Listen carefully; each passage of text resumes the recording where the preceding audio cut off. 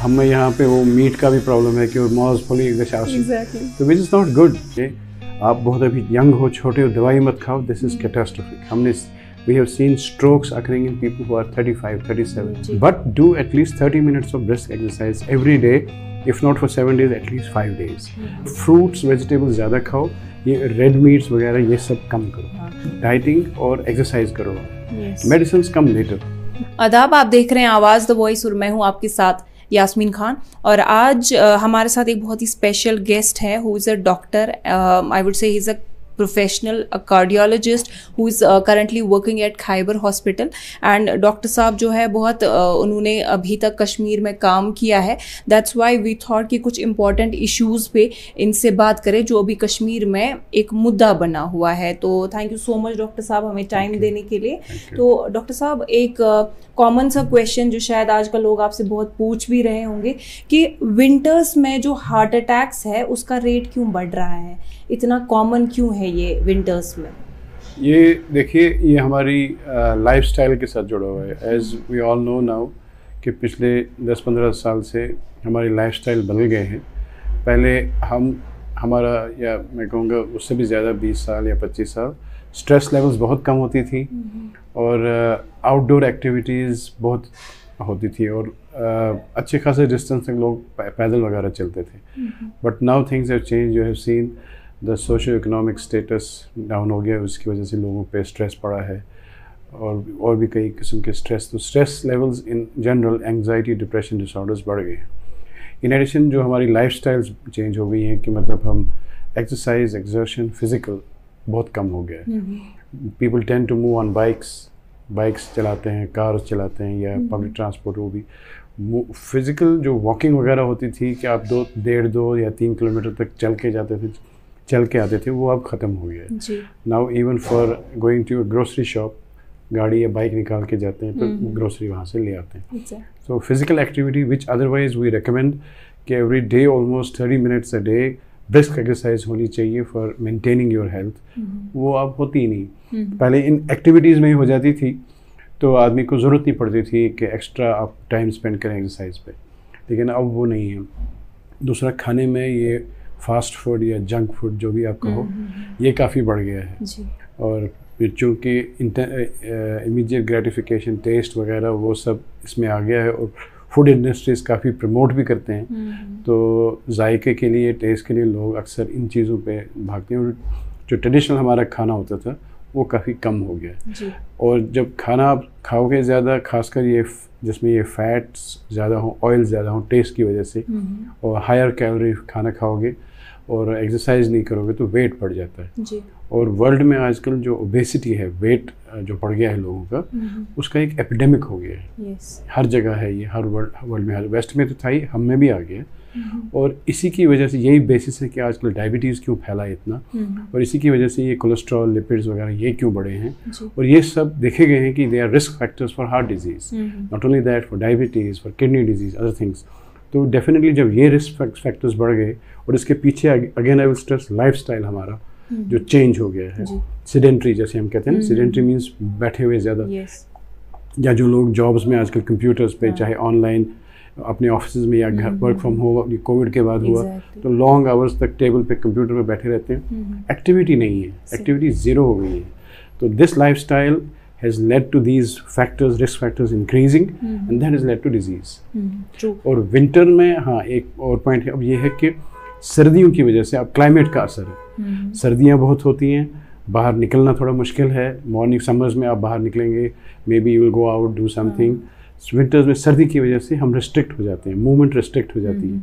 That's one of the. और जब बैठे होते हो गर्मी फील करने के लिए, आप बैठे बैठे खाने की तरफ रुझान बढ़ता है। माँ घर में हो या किसी की वाइफ घर में हो या बहन हो, वो कुछ बना लेगी कि भाई ज़रा कुछ बना लो, और यूजुअली वो स्वीट ही होता है। तो खाना बढ़ जाता है। सर्दी की वजह से मूवमेंट रिस्ट्रिक्ट हो जाती है। आजकल हम कई पेशेंट्स बोलते हैं सुबह वॉक नहीं कर पाते कि बहुत सर्दी होती है। तो again this is the effect of climate which restricts us, plus the background which I told you, इसकी वजह से हार्ट अटैक्स बढ़ते हैं। जी, तो जो पेशेंट्स होते हैं जिनको ब्लड प्रेशर का इशू होता है, तो उनको जनरली डॉक्टर सलाह देते हैं कि आप जो मॉर्निंग में अवॉइड कीजिए बाहर जाना, थोड़ा बहुत जब टेम्परेचर नॉर्मल हो जाएगा उसके बाद जैसे 9-10 के बाद आप बाहर निकला कीजिए। तो हम, और ऐसे में जैसे होता है स्ट्रोक्स का रिस्क ज़्यादा होता है, उसको हम कैसे मिनिमाइज कर सकते हैं? ये डेफिनेटली आपने सही बात की, क्योंकि cold temperatures and cold has been seen to aggravate blood pressure. अगर हम ये एक्सपेरिमेंट्स किए गए हैं कि सर्द पानी में या आइस कोल्ड पानी में आप हाथ डाल दो कुछ देर तक, तो it has been seen that आपका बीपी बढ़ता है। तो कोल्ड क्लाइमेट में एवरेज 10 से 12 डिग्री ब्लड प्रेशर लोगों का, आम सबका बढ़ता है। तो जिनका ऑलरेडी ब्लड प्रेशर हो, जो इसके मरीज़ हों, उनमें ये 10-12 डिग्री बहुत इम्पॉर्टेंट है, क्योंकि वो 140 का 160 पे पहुंच जाएगा, 15 पे पहुंच जाएगा। तो ब्लड प्रेशर के बढ़ने की वजह से जो ब्लड प्रेशर रिलेटेड कॉम्प्लिकेशंस होती हैं, जैसे स्ट्रोक आपने कहा, ब्लड प्रेशर एक रिस्क फैक्टर है हार्ट डिजीज़ के लिए भी, किडनी डिजीज़ के लिए भी, तो इनकी फ्रीक्वेंसी भी बढ़ती है। तो इसमें यही हम कहेंगे कि जैसे ब्लड प्रेशर की आपने बात की, सॉल्ट रिस्ट्रिक्शन जो आप घर में कर सकते हैं, फैटी फूड रिस्ट्रिक्शन कर सकते हैं, और साथ में दवाई जो ब्लड प्रेशर की है वो किसी भी सूरत में आप छोड़े ना। और ये जो आम पैरामेडिकल्स या पता नहीं कौन ये लोग बोलते रहते हैं, आप बहुत अभी यंग हो, छोटे हो, दवाई मत खाओ, दिस इज़ कैटास्ट्रोफिक। हमने we have seen strokes occurring in people who are 35, 37 just because somebody told him to चुकवनी लकुट से क्या दवा खवान। ये प्लीज़ मत करें। जो ब्लड प्रेशर के पेशेंट्स हैं वो अपनी दवाई खाएं और बीच बीच में अपना चेकअप कराएं, सो दैट दे सी कि अपना ब्लड प्रेशर ठीक रह रहा है, इसको एडजस्ट करने की ज़रूरत मत है, डॉक्टर साहब वो कर लेंगे। सो पीरियडिकली महीने में चलो एक ही बार से ही आप डॉक्टर साहब के पास जाके अपना चेक करवाएं, लेकिन नेवर लीव मेडिसिन और जो सॉल्ट वगैरह और बाकी ऑयली फूड्स ये ना छोड़ें। जी, जैसा कि आपने अभी बोला सेडेंटरी जो हमारा लाइफस्टाइल है कि हम घर पे ज़्यादा टाइम बैठे होते हैं, वर्क फ्रॉम होम है, अब तो कंपनीज़ में ने वही चीज़ अडेप्ट कर ली क्योंकि कॉस्ट कटिंग हो रही है। दूसरा ये कि चीज़ें ईजी हो गई, वॉशिंग मशीन है तो हम कपड़े नहीं धो रहे, तो हाथों का मूवमेंट, पैरों का मूवमेंट नहीं हो रहा है। तो हमारी जो मदर्स है स्पेशली वो जैसे वेट गेन कर रही हैं, फाइनली उसका असर हार्ट पे भी होता है, तो क्या आप उनको सजेस्ट करते हैं? हम यही कहेंगे कि पहले जैसे मैं कहा था कि पुराना जो हमारा रहन सहन था उसमें आप सुबह रोटी लाने जाओ तो पैदल ही जाओगे, आप सुबह ग्रोसरी जाओगे तो पैदल ही जाओगे। हमने खुद, मैं जब कॉलेज में था तो जो विद इन 2-3 किलोमीटर्स स्टूडेंट्स थे वो हमेशा चल के ही आते थे, चल के ही जाते थे। अब वो एक्टिविटी अगर नहीं है तो you have to find time, आपको टाइम निकालना है। Exercise, simplest exercise is walking. हम कहते हैं कोई मशीन लाने की ज़रूरत नहीं, आप सिर्फ बाहर जाएं सुबह, और ये कोई टाइम भी पर्टिकुलर नहीं है सुबह, इसलिए हम अमूमन कहते हैं कि this is the first thing you do in the morning because you are free. अगर आपको सुबह जॉब पे जाना है, टाइम नहीं है, तो दोपहर में करो, अपने ऑफिस में अगर मौका मिलता है वर्क प्लेस पे वहाँ करो, या शाम को घर आओगे वहाँ करो, जिम जा सकते हो जिम जाओ, अपने घर में ट्रेडमिल रख सकते हो, बाहर नहीं जा सकते वो करो, but do at least 30 minutes of brisk exercise every day, if not for 7 days, at least 5 days. This is the standard recommendation for maintaining your health. Those who are overweight, they have to do more than this besides dieting and all that. और fruits, vegetables ज़्यादा खाओ, ये red meets वगैरह ये सब कम करो। हाँ sir, आपने अभी जिम की बात बोली, जैसे कि फिटनेस हमारे लिए बहुत ज़रूरी है, बट देन हमने ये भी देखा है कि कुछ वीडियोस ऐसे भी सोशल मीडिया पे आते हैं कि कुछ लोग जो जिम करते हैं, कंटिन्यूसली जिम जाते हैं, एक्सरसाइज करते हैं, बट हार्ट अटैक या स्ट्रोक उनको आता है। Why is it so? इसमें मैं ये कहूँगा कि अगर कोई those who are in their 40s and 50s, अगर I would say even let 35 onwards, अगर वो थोड़ा ओबीस हैं या कुछ रिस्क फैक्टर्स उनमें हैं, जैसे कोलेस्ट्रॉल हाई है, ब्लड प्रेशर का इशू है वगैरह, तो जिम जाने से पहले अपने फिजिशियन या कार्डियोलॉजिस्ट से मिले। वो आपको चेक करेंगे, अगर कुछ रिस्क फैक्टर जैसे किसी का बीपी निकल आता है, किसी का शुगर निकल आता है, किसी का कोलेस्ट्रॉल वगैरह निकल आता है, तो पहले उनका ट्रीटमेंट करेंगे, so that you are sort of made ready for this activity. और दूसरी चीज़, पहले ही जाके वो सब कार्डियो शुरू मत करो, अपनी बॉडी को अडेप्ट करने दो। Many people I have seen they work out a lot, they think that हम 15 दिन में आपको 10 किलो कम करने हैं, तो उसमें they unnecessarily put their body and heart to a physical stressful situation which can precipitate a heart attack. This is what has happened. Some celebrities, this has happened. So we say that first get a medical done, get your physician or a cardiologist checkup done. They will examine you, they'll see you, they will advise you what sort of exercise to do and how long. और उसके बाद आप जाइए और gradually अपना activities जो हैं आहिस्ता आहिस्ता बढ़ाइए so that your body tolerates it, and the same activity if you gradually update and then after 1 month will be much better than starting all everything at one time. वैसा ना करें। Yes एक चीज़ ये है कि जैसे लोग जो है किसी का वेट कम है तो वो वेट गेन करने के लिए टैबलेट्स लेते हैं, कोई बहुत ज़्यादा वेट उन्होंने पुट ऑन किया है तो कम करने के लिए, क्योंकि अभी सोशल मीडिया पे ये एडवर्टीजमेंट्स आते हैं, सेलिब्रिटीज़ इन्फ्लुएंसर्स प्रमोट करते हैं कुछ दवाइयाँ, तो उसके लिए थोड़ा बताइए कि is it a healthy thing to take those medications? Medications for अब ज़्यादा प्रॉब्लम इस वक्त ओवरवेट या ओबेसिटी की है, which means you lot of weight as for your body height and size. तो उसमें फर्स्ट जो है वो डाइटिंग और एक्सरसाइज करो। Medicines come later. आजकल मेडिसिन्स बनी हैं एंड सम मेडिसिन्स आर जो मेडिकल सोसाइटीज़ रिकमेंड करती हैं कि which are being developed for weight loss, क्योंकि patients have been pressing for this. So they find it much easier to gulp down a tablet than to work out, say, for half an hour, 1 hour. So medicines are available. For example, Rybelsus is a medicine which was developed for blood sugar, but it has also been seen to reduce weight. तो इसकी recommendations हैं, but you think that आप tablet खाओगे और उससे बाकी वो सब चीज़ों से बच जाओगे? नहीं। First you start your diet. अगर ज़रूरत पड़े तो dietitians आजकल hospitals में available हैं, who are trained in this to recommend to you what diet to take.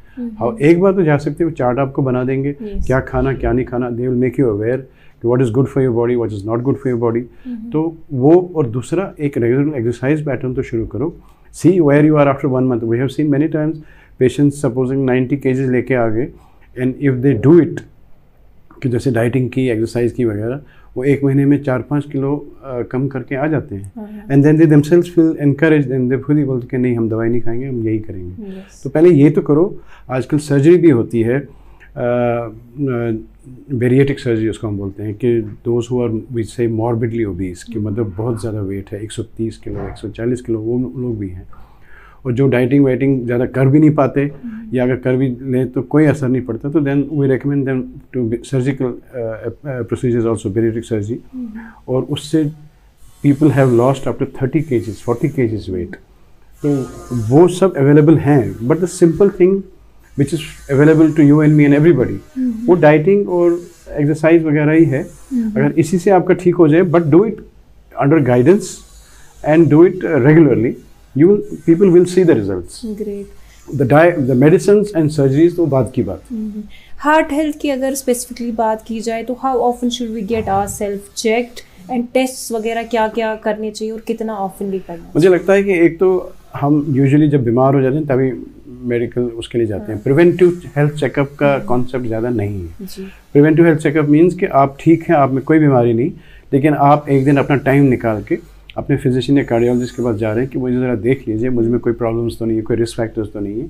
वो मैं इनकरेज करूँगा कि 1 साल में एक बार, that is not a big deal कि आप 365 दिन में एक दिन अपने लिए, अपनी हेल्थ के लिए स्पेंड करें, और you are not sick, you are otherwise okay, you just come and go to your physician और a doctor and tell him I just want a preventive health checkup to see what have. तो doctor आपका checkup करेंगे, आपका blood pressure देखेंगे, कई बार वहाँ पता चलता है कि बीपी थोड़ा हायर साइड पे है, then he will order some investigations जो खासकर रिस्क फैक्टर्स हैं, जैसे ब्लड शुगर है, कोलेस्ट्रॉल लेवल्स हैं, आपका वेट चेक होगा, और ऐसे मतलब टेस्ट होंगे जिनसे, ये सिंपल टेस्ट हैं, और जिनसे पता ये सब पता चल जाता है कि शुगर ज़्यादा तो नहीं, कोई कोलेस्ट्रॉल वगैरह, लिपिड प्रोफाइल एबनॉर्मल तो नहीं, और इनका बाज़ाब्ता एडवाइस मिलेगी how to get rid of them, and at the same time medicines भी इनके लिए अवेलेबल। और यही risk factors, the risk factors जो हार्ट अटैक के हैं उनमें मैं कहूँगा एज तो है ही, the more age comes the more the risk, but we are now seeing कि even people in their 30s and 40s, जो 30 और 40 साल के हैं, उनमें भी हार्ट अटैक होता है। This is cause the concern in the community. और blood pressure is a major risk factor, cigarette smoking and diabetes, जो कोलेस्ट्रॉल, लिपिड प्रोफाइल, और obesity, as I said, weight, overweight, ये, और साइकोसोशल स्ट्रेस, जो psychosocial stress हम हैं, वो भी एक रिस्क फैक्टर है। और डाइट में lack of intake of fruit and vegetables, आप फ्रूट नहीं खा रहे, आप वेजिटेबल्स नहीं खा रहे, which is recommended every day, we are recommended some at least 1 fruit something and some greeny और वट एवर वेजिटेबल्स. हमें यहाँ पे वो मीट का भी प्रॉब्लम है कि मॉज फुली तो which is not good. Actually we should I would say just हफ्ते में एक बार मीट लेना चाहिए. वो कहाँ यहाँ लोग रोज़ खाते हैं. And you know the wazwan, that is that's a big problem. So ये health checkup at least once in a year I would recommend. और जो डॉक्टर साहब हैं वो आपका सब कुछ देख के आपको एडवाइस प्रॉपर्ली करेंगे so that you know where you stand and what you have to do. Yes, a very important question जो हर घर की कहानी है कि कुकिंग ऑयल को लेके मसला है कि कुछ लोग बोलते हैं हार्ट के लिए आपको रिफाइंड खाना है एंड समबडी इज सेइंग कि नहीं जी मेरे जॉइंट्स में पेन है, नीज में पेन है तो हम मस्टर्ड ऑयल खाएंगे. तो ये एक कंफ्यूजन रहता है घर में. तो उसके बारे में हम इन जनरल बोलते हैं कि आप ऑयली फूड्स या ऑयल कम यूज़ करें. सो अगर आप कम यूज़ करते हैं, क्योंकि टेस्ट के लिए अगर जो हमारे घर में माएँ बहनें बनाती हैं, वाइफ वगैरह बनाती हैं, वो तेल ज़्यादा डाल के सो दैट थोड़ा टेस्टी हो तो she gets some you know compliments for that. तो वो सब ठीक है, लेकिन oil in general we say less. अगर आप कम ऑयल कर यूज़ करेंगे तो फिर मस्टर्ड भी ठीक है. बट अदरवाइज जो आज के लिए ऑयल्स हैं जैसे सनफ्लावर ऑयल है और ऑलिव ऑयल है, they are considered good because cholesterol free होते हैं और इनमें वो एसेंशियल फैटी एसिड्स होते हैं जो हमारी बॉडी बना नहीं पाती.